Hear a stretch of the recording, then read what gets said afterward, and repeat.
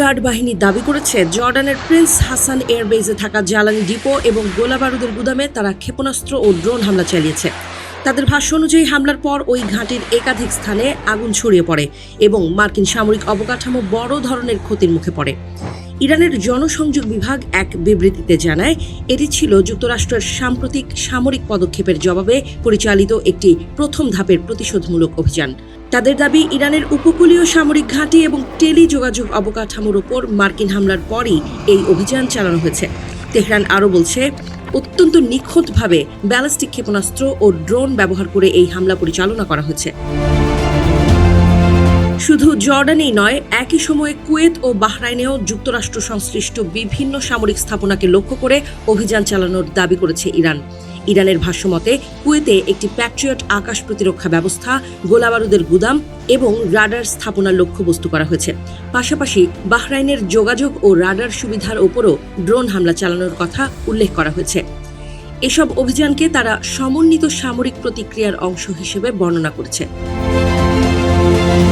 তেহরানের দাবি অনুযায়ী জর্ডানের প্রিন্স হাসান এয়ারবেজে হামলার ফলে জ্বালানি সংরক্ষণাগার এবং গোলাবারুদের স্থাপনায় ব্যাপক অগ্নিকাণ্ডের সৃষ্টি হয়, যা মার্কিন বাহিনীর রসদ সরবরাহ এবং সামরিক প্রস্তুতিতে বড় ধরনের প্রভাব ফেলতে পারে। সামাজিক যোগাযোগ মাধ্যমে ছড়িয়ে পড়া কিছু স্যাটেলাইট ছবির কথাও উল্লেখ করা হয়েছে, যেখানে ঘাঁটির নির্দিষ্ট অংশে ক্ষয়ক্ষতির চিহ্ন দেখা যাচ্ছে বলে দাবি করা হচ্ছে। তবে এসব ছবি স্বাধীনভাবে যাচাই করা সম্ভব হয়নি। বিবৃতিতে আরও বলা হয়েছে, হরমুজ প্রণালীতে দুটি জাহাজের চলাচলকে কেন্দ্র করে উত্তেজনার পর পরিস্থিতি আরও জটিল হয়ে ওঠে।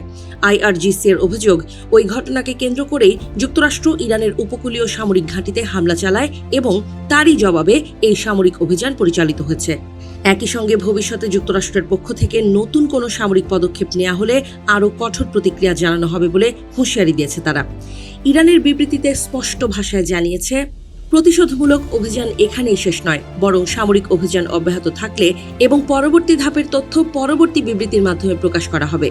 তারা দাবি করেছে, দেশের সার্বভৌমত্ব রক্ষা এবং যে কোনো ধরনের হুমকির জবাব দিতে ইরানের সশস্ত্র বাহিনী সর্বদা প্রস্তুত রয়েছে। তবে এই দাবিগুলোর বিষয়ে এখন পর্যন্ত যুক্তরাষ্ট্র বা জর্ডানের পক্ষ থেকে কোনো আনুষ্ঠানিক নিশ্চিতকরণ পাওয়া যায়নি। হামলায় প্রকৃতপক্ষে কী পরিমাণ ক্ষয়ক্ষতি হয়েছে, কোনো হতাহতের ঘটনা ঘটেছে কিনা, কিংবা সামরিক স্থাপনাগুলো কতটা ক্ষতিগ্রস্ত হয়েছে সে সম্পর্কেও স্বাধীনভাবে যাচাই করা তথ্য এখনও প্রকাশিত হয়নি। ফলে পরিস্থিতি নিয়ে ধোঁয়াশা এখনও কাটেনি। মধ্যপ্রাচ্যের চলমান উত্তেজনার মধ্যে এই ধরনের দাবি নতুন করে উদ্বেগ বাড়িয়েছে আন্তর্জাতিক অঙ্গনে। যদি আইআরজিসির দাবি সত্য প্রমাণিত হয়, তাহলে এটি অঞ্চল জুড়ে সংঘাতকে আরও বিস্তৃত করার ঝুঁকি তৈরি করতে পারে। অন্যদিকে আনুষ্ঠানিক ও স্বাধীন সূত্র থেকে তথ্য যাচাই না হওয়া পর্যন্ত ঘটনাটিকে সতর্কতার সঙ্গে মূল্যায়ন করার পরামর্শ দিচ্ছেন বিশ্লেষকরা।